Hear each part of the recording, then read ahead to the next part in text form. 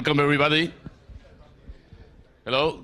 Well, my name is Luis Álvarez Gaumé. I'm the director of the center, and I just wanted to welcome you for this special occasion. It's not common that we have someone like St. Yau who comes here to give a lecture. In fact, it seems to be the first time he visits the Simon Center. And the interesting thing is that this workshop in particular, perhaps it really fits very well the purpose and the mandate of the Simon Center, because the area of mass in general relativity is something where the interrelation between physicists and mathematicians has been going on for decades. So it's kind of interesting that we have now this workshop where we can see the progress in that particular area. And in particular, of course, this is an area where Professor Yau has made seminal contributions. Now, since there are better people here to describe the depth and breadth of his works, I let the microphone to Rick Schoen to tell us a little more about the speaker. Thank you very much and welcome.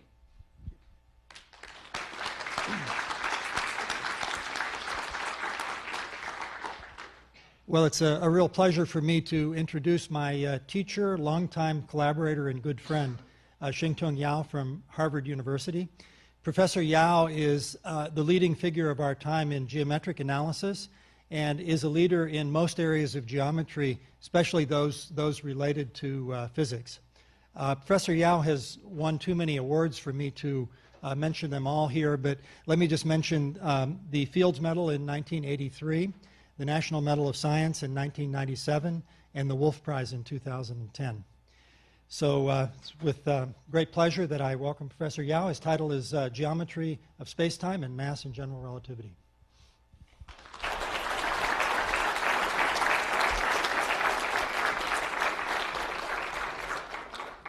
Well, thank you for the invitation. And it's an honor for me to come to the Simon Center first time. Although I have been in Stony Brook since 1945. 1972. And it was great to watch how Stony Brook grow from some wooden houses in the forest to here. So today I'm going to talk about gravity. And as you know, gravity is one of the most mysterious and at the same time most exciting subjects since the ancient time, going back to Egyptians, Chinese, and Indian and Babylonians. But at the same time, space, the concept of space also evolved in the same way. It has been a mystery, and it has been keep on evolving. And I'm going to talk about them together, basically. And the very major concept, major breakthrough on gravity was due to Newton. But then, since early last century, Einstein started to think about gravity. And he has a great desire to understand the newly developed theory of special relativity and the Newton's theory of gravity. Both of them are clearly a true and good physical theory, but they are inconsistent. And so, because special relativity do not allow information to travel faster than light speed, and yet Newton's theory of gravity allow action at a distance. So he needs to put them together. And this job is finally finished in 1915. And most physicists consider it to be the most creative work in science. And so let me explain part of the theories to you from my point of view, and mostly from the point of view of geometry. So many of my friends in physics probably would not be happy, but, but I will talk about it in any case. So a very important ingredient for Einstein is the concept of equivalence principle, the development of which had a long history, and people has been working on it, thinking about it, and going back to the ancient days. That Galileo is probably the first major person to use experiment to show that the acceleration of a test mass due to gravitation is independent of the amount of mass being accelerated. So this is a famous experiment that he did.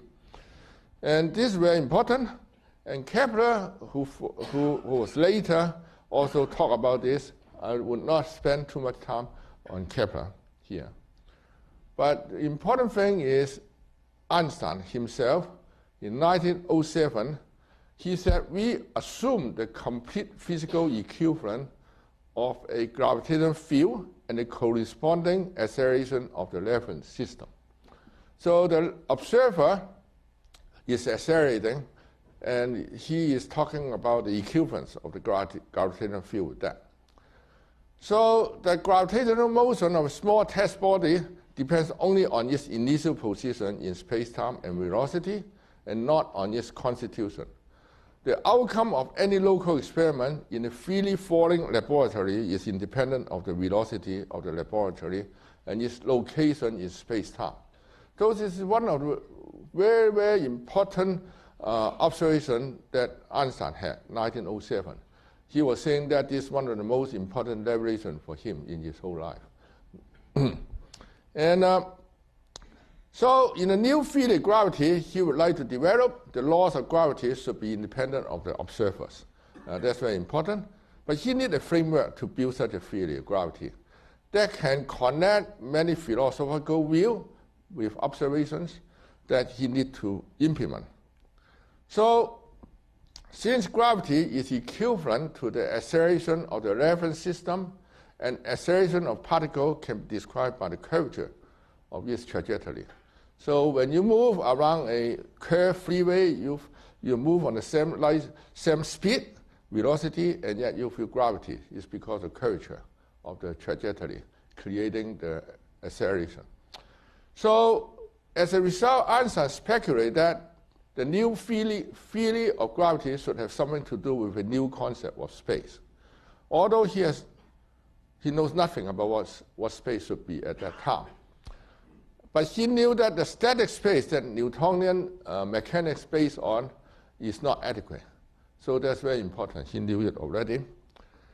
And now, it turns out Einstein's great work benefit from the help of many geometers than most physicists would have acknowledged. Together with Grossman, who is his classmate, and both of them were students of the great geometer and physicist Minkowski. So they were in the same class. He also interacted with Levi-Civita. He wrote a lot of letters to Levi-Civita in the course around 1912 to 1915. Some of the correspondence you can read from his collections. And eventually in 1915, he actually had contact with David Hilbert and also Emmy Noether. So I will come into that later. But actually, most importantly, Einstein owned his approach making contribution to the concept of space by the great 19th century mathematician Riemann. This is actually much more fundamental than what people would like to accept. Why? Before Riemann, there were only 3 types of space. Euclidean space, where we learn in high school geometry. You take straight lines, you take circles, you take parabola and all that. They're all sitting in a Euclidean space. Coordinate space, since Descartes wrote down the coordinate.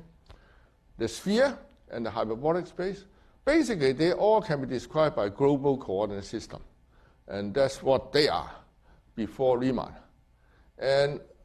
But Riemann was different. This kind of static space was familiar to Newton, where he assumed the universe to be static. So Riemann radically changed this notion of space in his famous essay in 1854, which says, on the hypothesis which lie at the foundation of geometry. This is a marvelous essay, which I never read until it was translated into English. And the first translation is not as good, but later on I learned it much more. His space was totally different from the free space above, and it could exist without referring to a fixed coordinate system that we know of. He also knew that when 2 points are very close, we do not feel much acceleration, And so to first-order effect, we do not feel presence of curvature, and therefore, infinitesimally, the space should look like the flat Euclidean space. So the space should be approximated up to first order by Euclidean space. On the other hand, the second-order effect would give rise to curvature. It's just similar to the flat particle acceleration is a second-order effect. So therefore, the space should show curvature if it's used to describe dynamics of gravity. And this is very consistent. Now notice that Riemann actually wrote this essay not for geometry alone. He was interested to understand the physical nature of matters around him. Now this space that Riemann has, we may not know globally how it looks like. On the other hand, this space should be general enough to allow many different observers without changing the essence of the physics of gravity. Observers can propagate information from one to another observer, which we call coordinate transformations in mathematics. So Riemann demanded that we can use a variety of different coordinate systems to observe the basic property of the space. However, the only meaningful properties of space should be independent of choice of the coordinate systems, independent of the observers. This point of view of space is very important because this is the crucial principle of equivalence in general relativity, which Einstein struggled and finally understand this has to be true. Now, so Riemann defined the concept of curvature already in his introduction of abstract space. In the very first paper, he did not describe it, but 1 year later, he actually wrote down the curvature tensor for other purpose. This development of abstract space has been very important for general relativity. In general relativity, gravitational field is measured by curvature. And the material distribution of the universe is represented only by some part of the curvature. So gravity is described by the full curvature behavior, and matter only is determined by some part here. The distribution of matter may change over time, and so does the curvature. The dynamics of curvature shows the effect of the vibration of space-time, and because of that, Einstein comes to the conclusion that the gravitational wave, although it could be very small, should exist. Einstein proposed it. Later, he wanted to withdraw that statement. Fortunately, the journal rejected that paper, where he wanted to withdraw about that statement. Anyway, so it's now well, of course, agreed that Einstein was the first one who proposed the existence of gravitational wave. So in Einstein's equation, gravitational field and the geometry of space-time are inseparable. So gravity is the same as curvature, and curvature is part of space-time. They are indispensable, cannot be separated out. They are unified together. So actually, many physicists do not know Riemann developed this new concept of space in 1854 because of his desire to understand physical phenomena. He even suggests that the smallest and greatest part of the universe should be described in different ways. From the point of view of modern physics, he is looking for a possible structure of quantum space. In the very small, we are looking in the quantum objects. In the large, we are looking at cosmology. Riemann even considered once to use discrete space to explain this phenomena, although he did not explore it. And he also wanted to use different way to measure distance in a large. Instead of using quadratic functional, he was even thinking about some different way to measure it. So Riemann actually was very flexible on his concept of what space should be. And he looked at it because he wanted to understand the physical phenomena behind space. Well, Riemann is a great genius, I would say, if genius exists.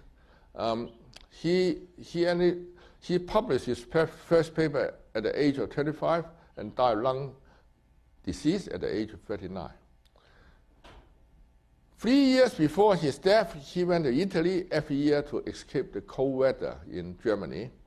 And he has, therefore, quite a few descendants in Italy and Switzerland, including Christopher, Richard, and Levi Civita. These three has created and followed Riemann's work faithfully and developed important concepts in modern Riemannian geometry. They generalized Riemann's idea. Most of the idea are already in Riemann's papers, but they make it more precise. They define tensors and connections in a very serious way so that it could be used. All these concepts has become indispensable tools for general relativity and later in gauge field theory. Richard introduced a rigid curvature tensor and proved that this tensor can produce a tensor that satisfies the conservation law. All these are extremely important for the crucial development of general relativity. Now, many people did not realize that Einstein actually wrote a paper in 1934. And the paper is called Notes on the Origin of the General Field of Relativity. So in 1934, in which he reviews the development of general relativity from his own account. So that's important. It's written by himself. That's why when physicists challenge my statements, I would suggest him to read this paper, written by Einstein himself. He said the first stage about development of general relativity is a special field of relativity. This, of course, is clear. So in addition to Einstein himself, the main founders of this field, including Lorentz and Poincaré, where the Lorentzian group has been a very important major contribution. And so one of the most important results is that the distance is, measuring distance is affected by time. So Einstein, as I said, Einstein already knows that the action at a distance is inconsistent with the fact that speed of light is independent of choice of observers. So therefore, he needs to overcome the trouble coming from Newton's theory of gravity, because it's incompatible with special relativity. So how does he do it? First of all, physicists did not realize that the concept of space had undergone fundamental changes after the major breakthroughs of Riemann. They still attempt to collect Newton's gravitational theory in the framework of three-dimensional space. So that they feel that you look at what happens in Newton's gravity theory and you try to mix it up with special relativity in a suitable form, and you will get the good thing. But this idea leads nowhere. Einstein thought about it for about 3 years. He realized that it's not going to happen. So, and also he said, I was of course acquainted with Mach's view, according to which it appeared conceivable that inertial resistance counter X is not acceleration as such, but acceleration with respect to the masses of the other bodies exist in the world. So he was influenced by this view, which is different. First attempt to make difference from Newton's view. See, he said this was something fascinating about this idea, but it provides no workable base for a new theory. So it's great to have a philosophy, but still one needs to put it into working so that you can be used to create new theory. Now here comes an important point. The simplest thing was, of course, to retain the Laplacian scalar potential of gravity. So Newtonian gravity theory is the Laplacian of the potential of gravity equal to matter density. You remember. So that was an important thing that Newtonian mechanics used. But then he found out the path was not so unmistakably marked out here, since the inert mass of a body might depend on the gravitational potential. So he needed to collect this whole thing, and so he has to change the whole subject that was put up by Newton. Then this investigation, however, led to a result which raised my strong suspicions. This is Einstein. The principal equality of inertia and gravitational mass, which is just the principal equivalence that I mentioned earlier, could now be formulated quite clearly as follows. In a homogeneous gravitational field, all motions take place in the same way as in the absence of gravitational field in relation to a uniformly accelerated coordinate system. So this is the space-time description of gravity. So the gravity is now replaced by this uniformly accelerated coordinate system.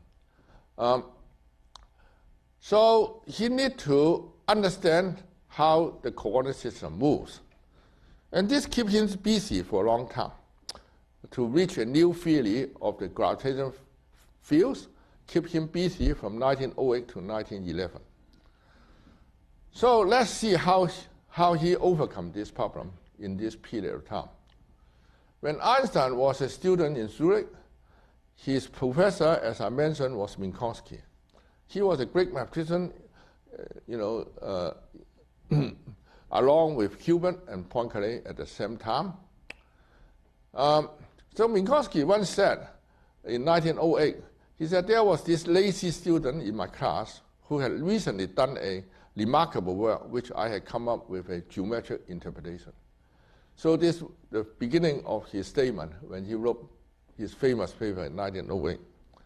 So Einstein apparently did not hand in homeworks, and it was Grossman who helped him to do all the homeworks. So Minkowski actually learned physics from all these famous physicists. People thought that he's just a mathematician, but he's not.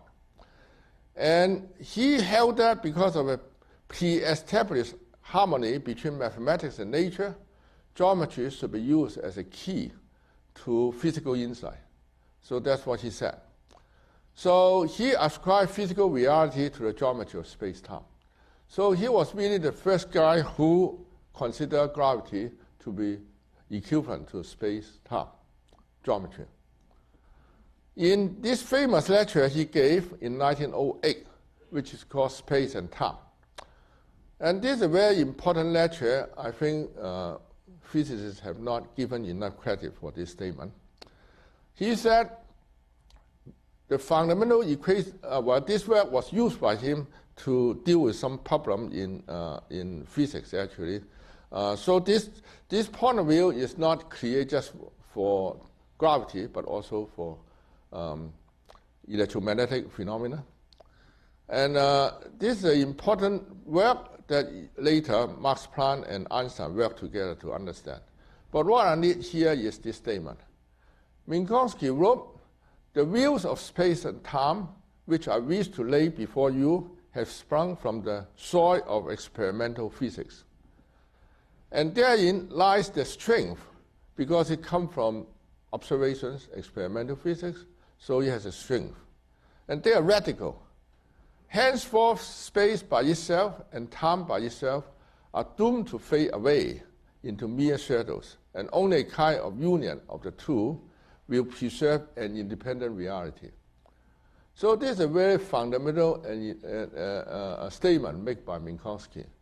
Many people thought that this was due to Einstein, but actually it was Minkowski who proposed it. And Einstein learned it from Minkowski.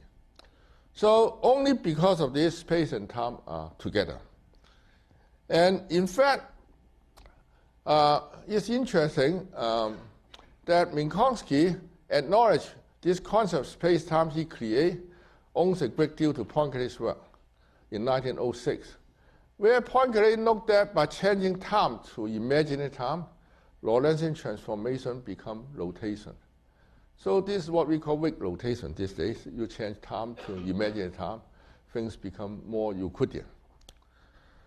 But Poincaré did not think the four-dimensional representation has much physical significance.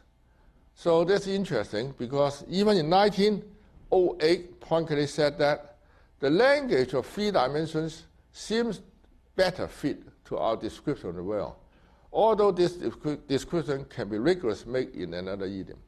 So despite he understands four-dimensional space-time was created by Minkowski, and he is helping Minkowski to get that concept, he still thinks three dimension is better. So I assume for most people at that time, they take this point of view, that three dimension is better. But Minkowski stressed it very clearly. He said the world in space and time in a certain sense is a four-dimensional non-Euclidean manifold. In truth, we are dealing with more than merely a new conception of space and time.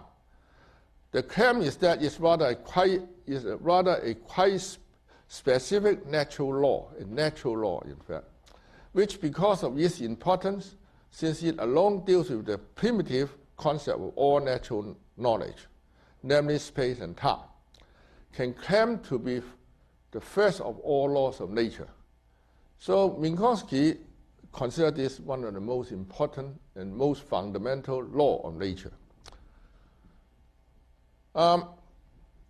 So in this essay in 1908, Minkowski constructed a four-dimensional space, introduced a metric tensor, similar to what Riemann did, and did give a geometric meaning of special relativity.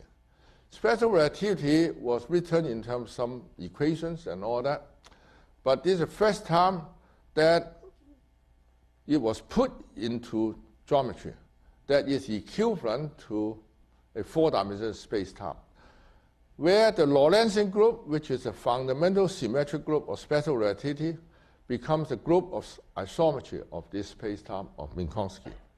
So this is a very fundamental fact. So for the first time in history, we learned that human beings learned that we live in a four-dimensional space-time, not quite a three-dimensional one. Now, Einstein realized that he has to construct his whole new theory of gravity based on the fact that the space should be four-dimensional instead of three-dimensional. I think this is really a very important major conceptual breakthrough for Einstein. And the fourth experiment was said to be his major revelation in 1907. But the fourth experiment told Einstein the importance of equivalence principle and the need of new geometry to exhibit gravity. But this concept of space he doesn't have. He knew that static space of Newtonian gravity is not adequate, but only after Minkowski, he knew that he needed four-dimensional space-time.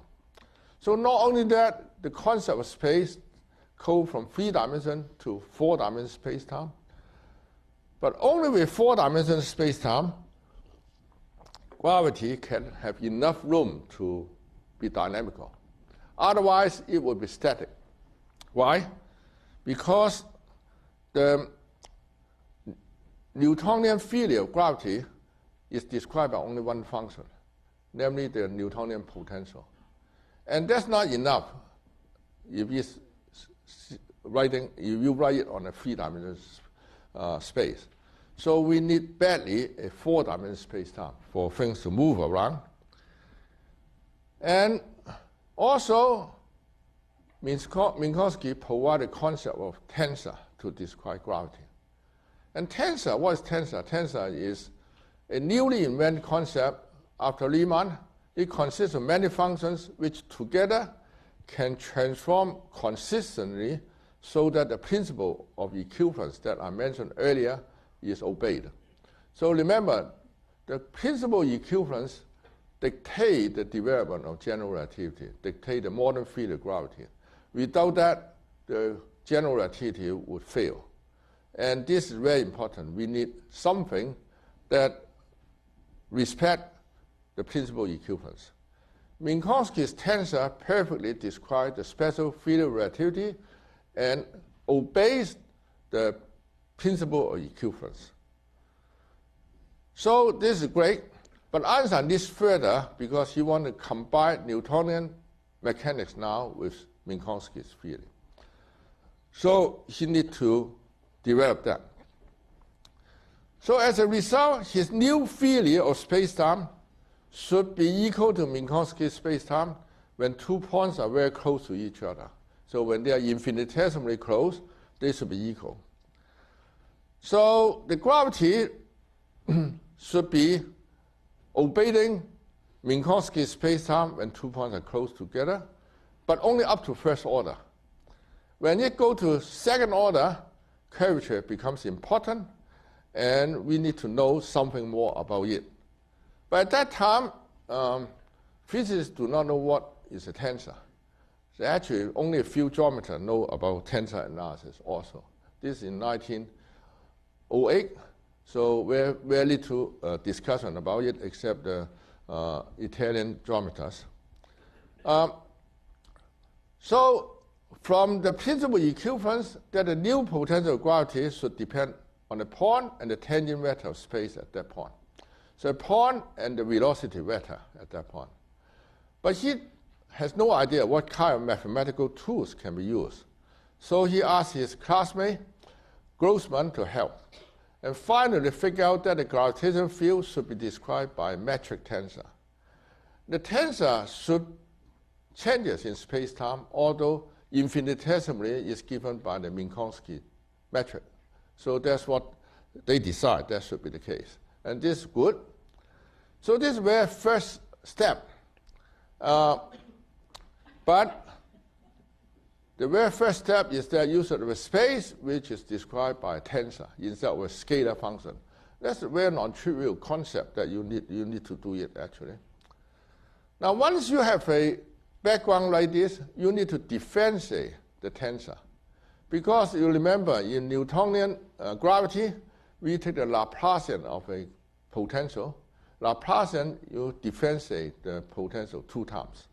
So we need to differentiate the tensor 2 times also. Now, at that point, most people do not know how to differentiate because you want to differentiate so that the result of differentiation is also independent choice of the observer. So the requirement equivalence principle. Well, this was fortunately developed already by Christopher and Levi-Civita. It's called connection theory. So this was acknowledged by Einstein later, that this is the first question he wants to know. Since he knew that he needs tensor, but he also needs to know how to differentiate it. He was very happy this was solved by Levi-Civita and Richard. That was what he said in his essay. Then Einstein's second question was how to generalize Newton's law of gravity in this new framework. Well, Newton's equation is simple, as I mentioned. It's just a second differentiation of gravitational potential is equal to matter density. So Einstein wants to do the same thing. So you have to differentiate 2 times a tensor now, the metric tensor, because the metric tensor is a gravitational potential. At that time, neither Einstein nor Grossman knew how to differentiate metric tensor, so that the result is still a tensor. Grossman refused to help Einstein anymore after he found the tensor. So Einstein insists, almost begged, that Grossman would do the job for him, because apparently Einstein could not quite read the books in geometry. Grossman managed to find Richard's work in the library, so that was remarkable. And Richard had already contracted the Liemann's curvature tensor to a symmetric second-order tensor. It has exactly the same degree of freedom as a metric tensor and can be regarded as a second differentiation of the metric tensor. So this is great. And Einstein immediately realized that it must be the left-hand side of the field equation.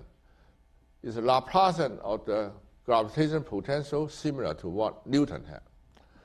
And he said, okay, the left-hand side is this one, clearly. And the right-hand side should be the tensor given by general matter distribution. So there's a matter stress tensor. It was well studied already in flat space. So therefore, in 1912 and 1913, Grossman and Einstein put up their papers, which just equates the Ricci curvature with the matter tensor. This is the famous equation that they create in 1912 and 1913. However, when Einstein tried to solve this equation by some kind of asymptotic approach, he did not recover the astronomical phenomena that he likes to explain, namely light diffraction, Mercury's anomalous perihelion sieve. He could not, based on that calculation, to explain this phenomena. He was extremely frustrated.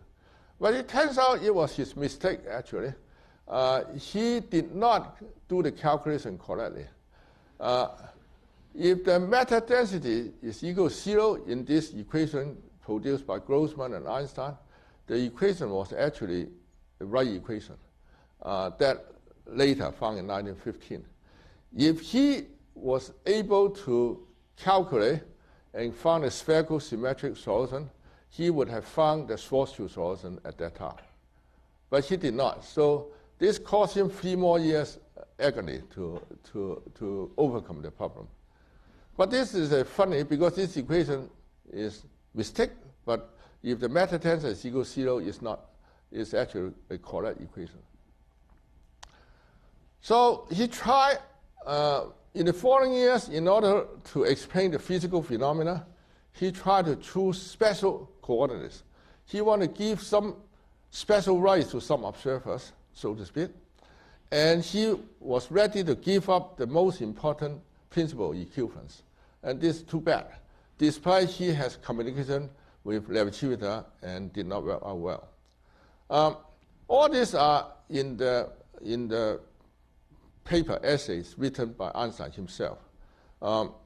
So I won't go too much, but I'll just show it to you that is actually written by him. Exactly what I just said. So I just let you take a look so that I actually did not make up the story.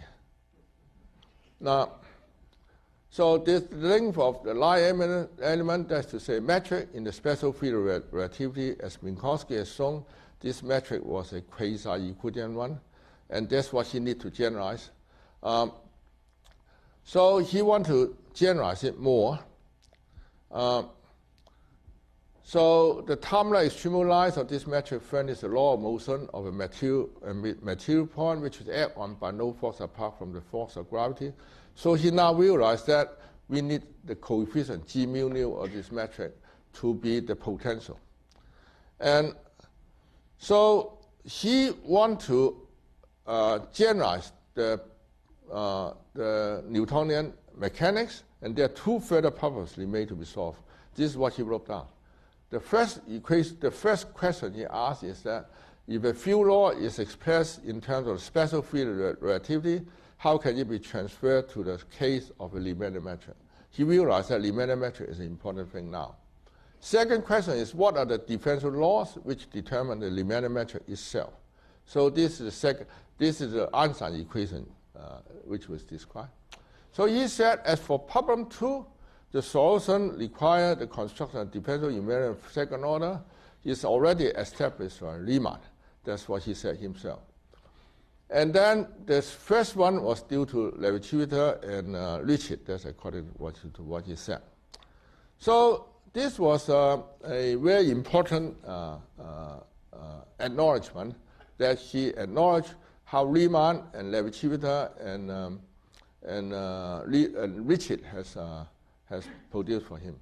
So as I said, he could have found the right solution if he actually did calculation in a closed form instead of asymptotically. He missed out some terms. So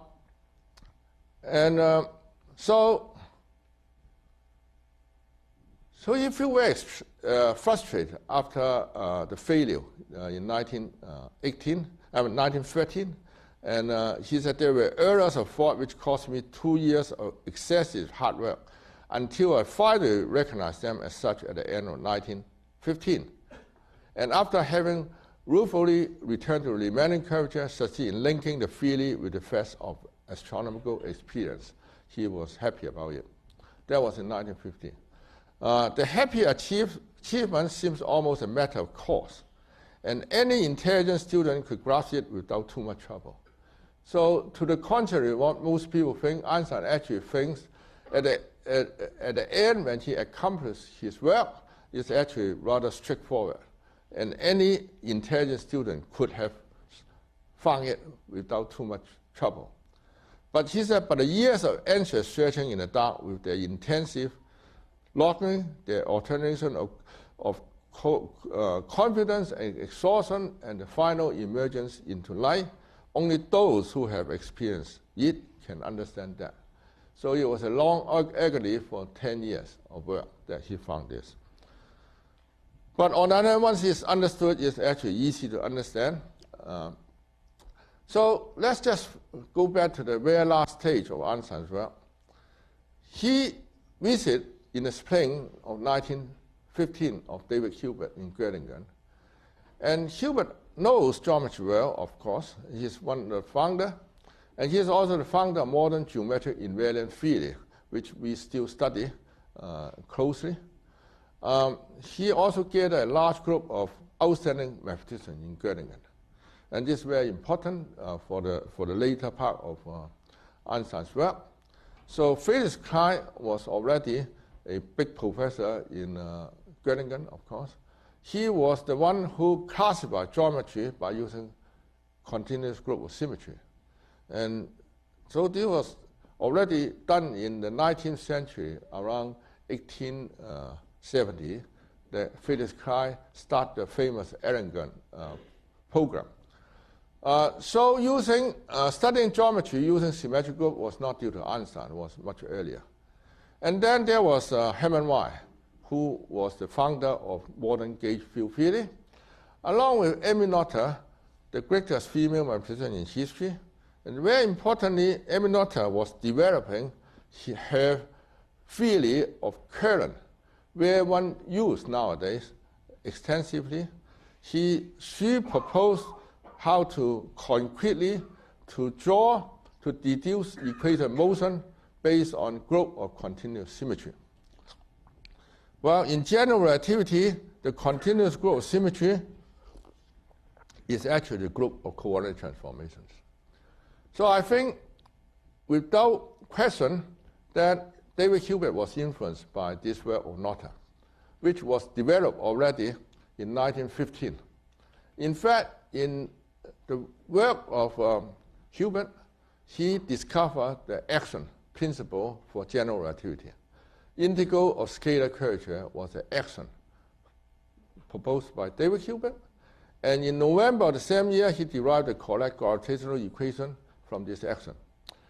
And I did not read German, but my friend told me in the paper by Hilbert, the first paper, he acknowledged the influence of Noether on this work. He in fact said that she should have been one of the co-authors of this famous paper. So anyway, upon hearing this news and receiving Hilbert's postcard in the equation, Einstein quickly got his equation and was able to deduce astronomical phenomena he had been trying to solve for a long time. So this is a long ordeal, and Einstein and Hilbert get along well. Was unhappy at the beginning, but finally they got along well.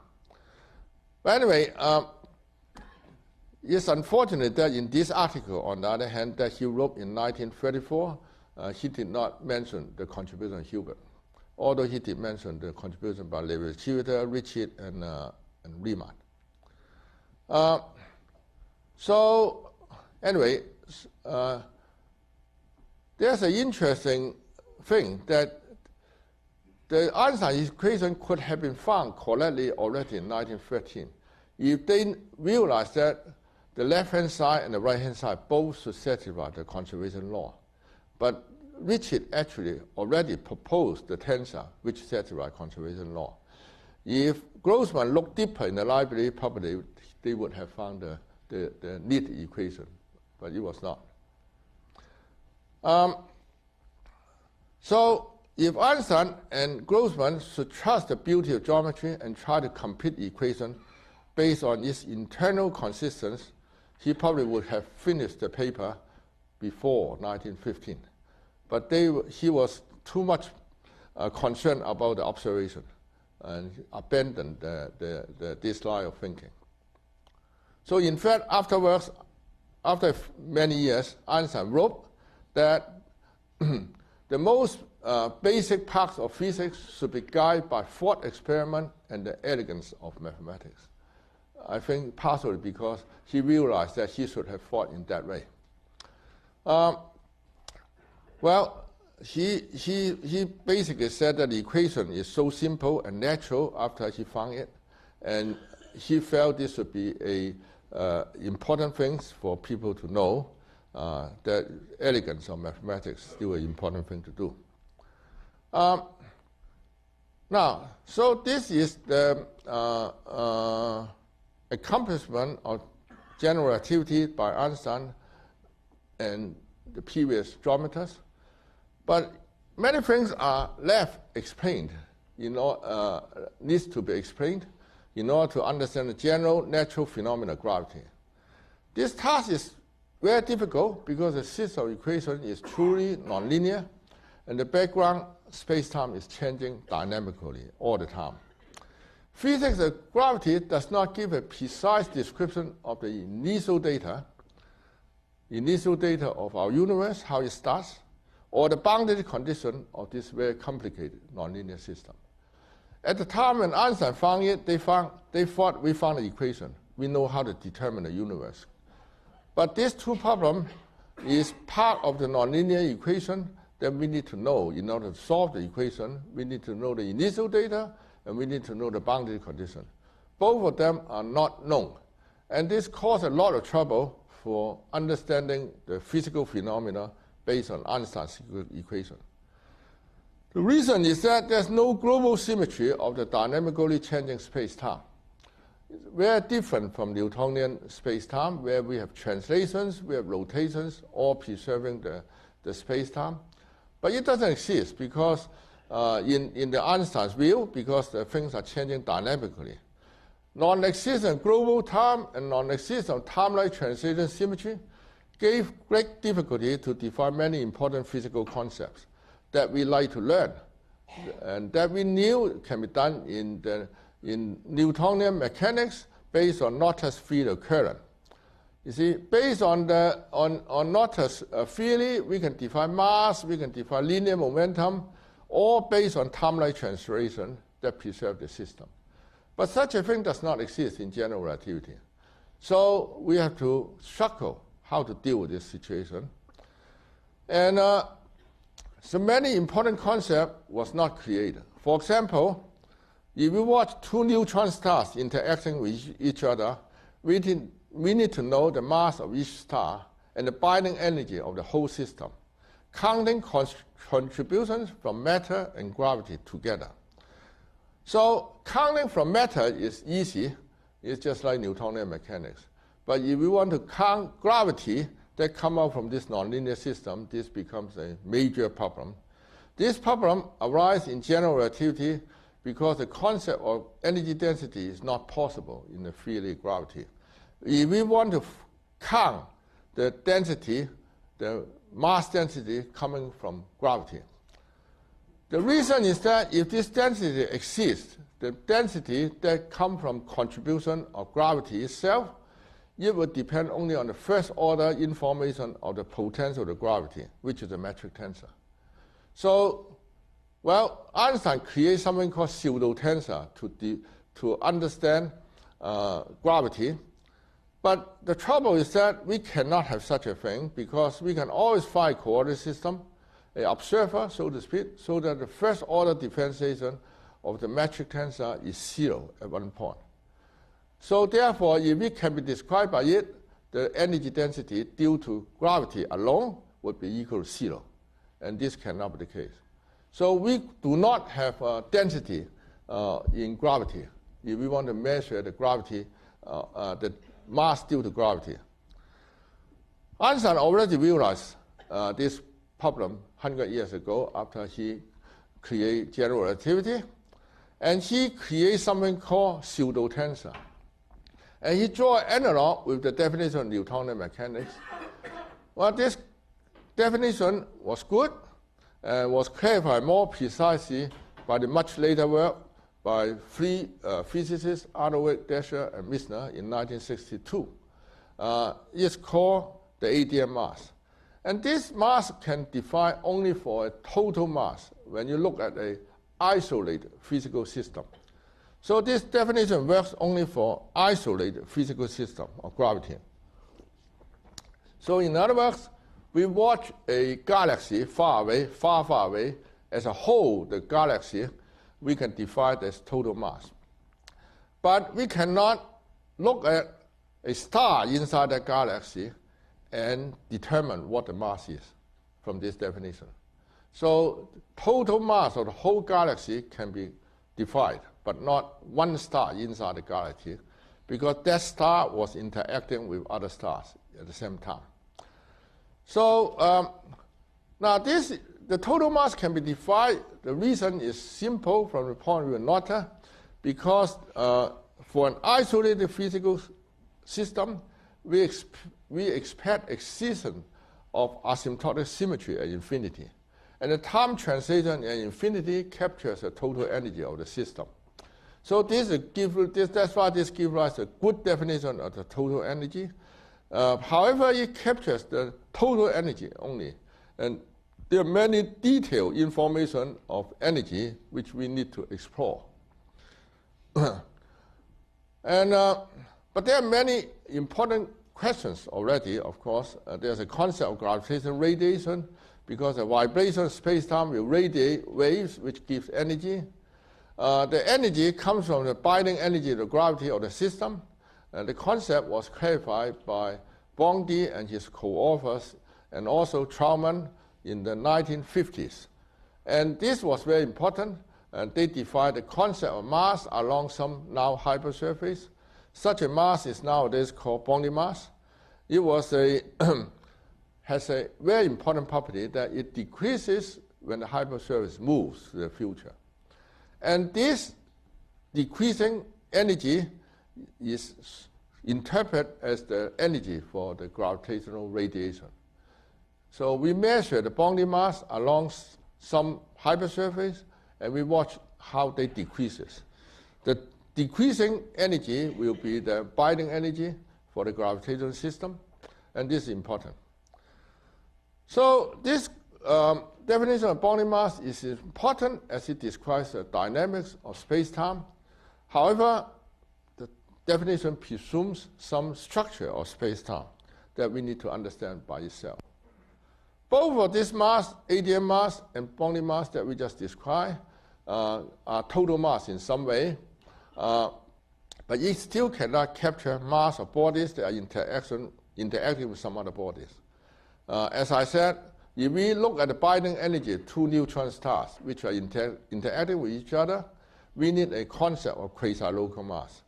That means we need to know how to define the mass for one neutron star in this interacting system, and translate it into mathematics is that given a closed two-dimensional surface in space-time, what is the total energy that it carries? And this is an interesting question that is one of the major topics that we run this conference in Simon Center. So if the two-dimensional surface bounds a three-dimensional space-like space, we like to measure the total mass enclosed by this surface. So we like to know the mass enclosed by this surface. And this is an important concept, and this is satisfied by the conservation law for quasi-local mass. This has been a serious problem for a long time.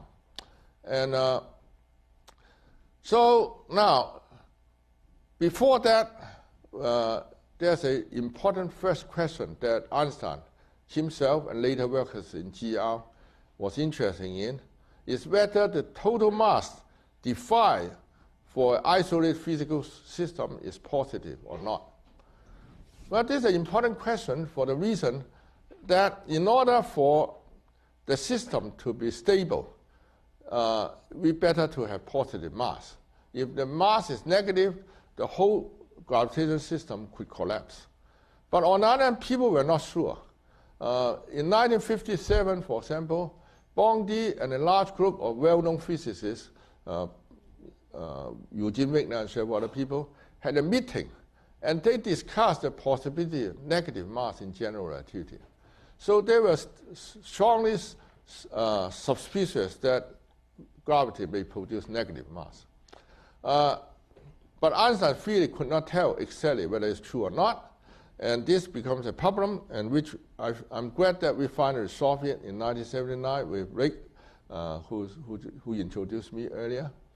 And the proof is more geometric in nature, and the Witten then gave a more linear proof using Dirac equation, beautiful, important proof.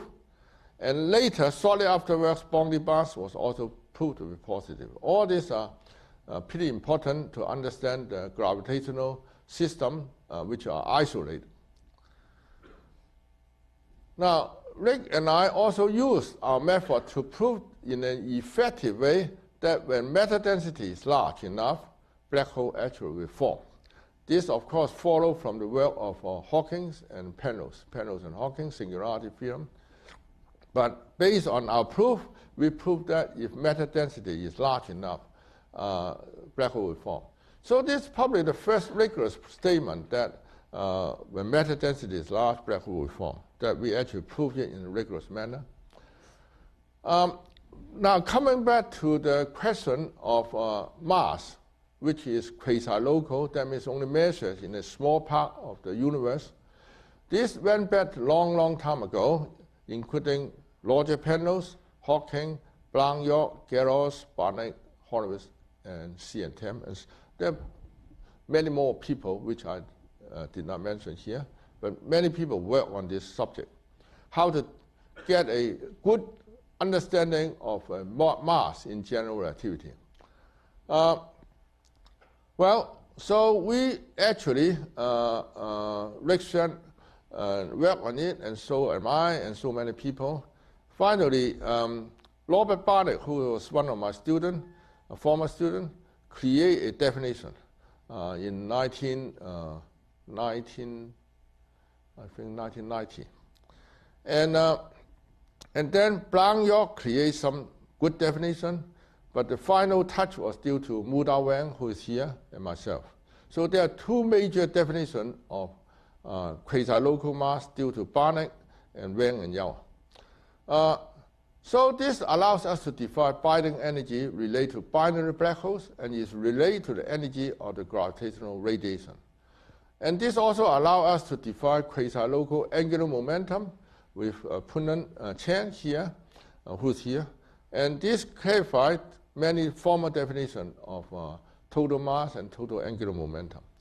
There's a lot of work in mathematics, but it's very pleasant because it shows the way that physical intuition comes out to be good and motivate the geometry development. I think this is a very important thing. And now, based on the work by Rick Shen and his co-authors, we know these two masses that we define are different. Barnett's mass is different from the mass that are defined with Liu-Yau. And it will be very interesting to know which one is more useful to describe the physical phenomena. And the whole point is that to understand the dynamics of gravity. And so many other important classical concepts in gravity has their counterparts in general relativity, but because the general relativity is nonlinear nature, it makes it difficult to define and difficult to find their properties. But I think the recent progress made by many geometric analysis has been very important. Many of them are here, given during this conference. I'm very glad to see the many developments contributed by them. So the concept of quasi-local mass and angular momentum has opened a window on studying the physics and geometry of space-time. A great deal more efforts need to be spent in this study, I think. But it's amazing, I think, that this has been very fruitful. And So I think these definitions are most successful for objects within an isolated physical system. Whether we can understand it for cosmology and many other space-time is still a very interesting question. So this whole development has lasted for 100 years, starting from Einstein's work and all these great mathematicians and great physicists. And we have been interacting in a very close manner. The interaction has been extremely important for both sides, I think. And so I'm very interested to see a much deeper understanding of this whole thing. But there will be much more work to be done, especially numerically. Many of the numerical calculation of Einstein equation is not easy and still far away from mature as far as I'm concerned. But I think understanding all these concepts would be important contribution to understanding how to do it numerically and how to correlate with what is being observed in the sky nowadays, because the observation of gravitational radiation should give rise to a lot of interesting phenomena to be studied. And we have now seen many black holes, so to speak, and it would be interesting to compare with what we know in geometry. So space-time is exciting. It keeps on changing. Each time physics changes, space-time got some inspiration and vice versa. So I think this is a great development in the 21st century, and I hope some of them will be here. Thank you.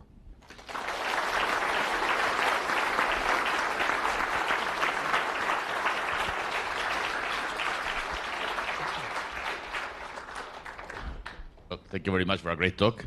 Peter? The microphone. Yes. I'm coming.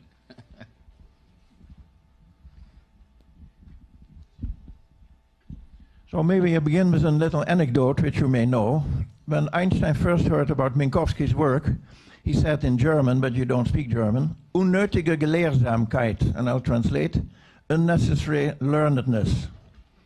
Later, when he started general relativity, he adapted Minkowski's work. You mentioned the work of replacing a Laplacian by D'Alembert. That was done by Nordström. But contrary to what many people think, and you said, the theory of Nordström is completely consistent. The only problem with it is, if you do it correctly from an action principle, that the perihelion precession becomes a recession backwards, and 1/6 of the value of Einstein. And also, Nordström theory doesn't deflect light, which bends at the sun. So these are the reasons, not the reason you mentioned that it was not quite consistent. Now, the work by ADM, that was done early in 1954 by Gupta, but you probably know that. One person I would like to mention here, you mentioned Ed Witten, who has an enormous number of achievements, but you probably know here in supergravity we invented the theory of here in Stony Brook, we invented the theory of supergravity. And in supergravity, one can show that energy is positive in general relativity in a two-line proof which was done first, not by Witten, but by Mark Grisaru. But you probably are aware of that. He is usually not mentioned, but he should be mentioned. Yeah, thank you. Now, there's an interesting thing. You mentioned the equation R mu is P mu, but Einstein was stuck because of the Bianchi identity, technically, another Italian geometer. And in fact, later he realized that you have to add R mu minus a half G mu of R. But it's in the book of Ricci, and he was studying with Grossman that book, and they only went to chapter 21. But later in the book is the Bianchi identity, and he just had a lot of trouble, as you say, in doing the mathematics. And Grossman, I've heard, was also trying to explain to Einstein, but Einstein didn't understand it very well. Right. So that was an unfortunate fact. Yeah. But I think it's very good that you... Richard has produced a tensor already, yeah.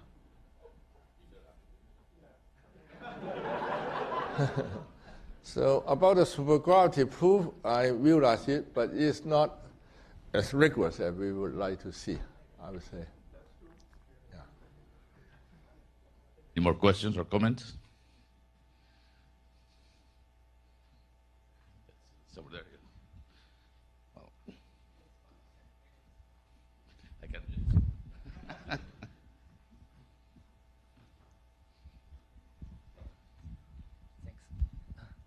Thanks, Professor Yau, for the talk here. I have two general questions. So the first one is for my girlfriend. She's studying liberal art, and she wants me to ask you, since you already did a lot of work to convey the state of art research to general public, what would be your recommendations for her if she wants to pick up some knowledge like this? And the second question will be,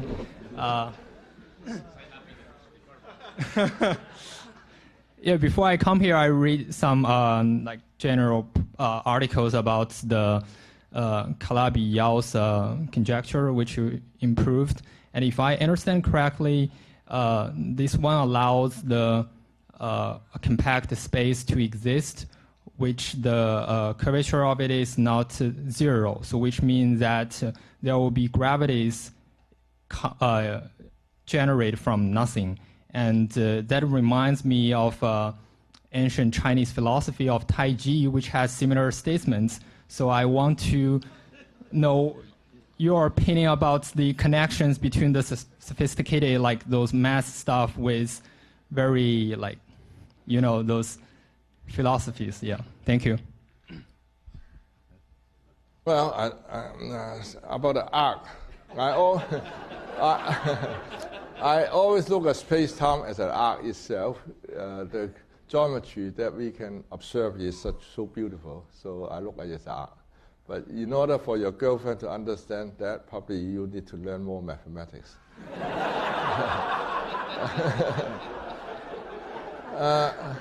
The second question about the Calabi-Yau space is really a high-dimensional generalization of Einstein equation.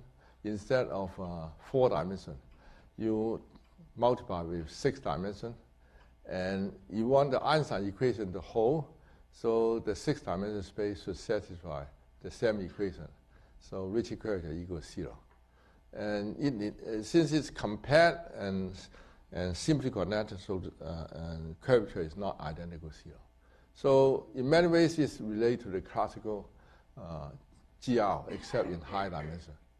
And then there's a very important principle in Calabi-Yau, string theory, is called meter symmetry. Meter symmetry, there's some concept called TDOR here. So very small universe is equivalent to very large universe.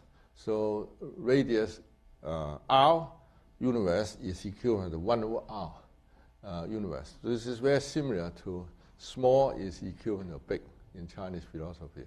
But Chinese philosophy is very abstract and very vague and not precise. This is much more precise statements. Thank you. Any more questions or comments? I don't see any. Well, let's thank Professor Yau again for a very nice lecture.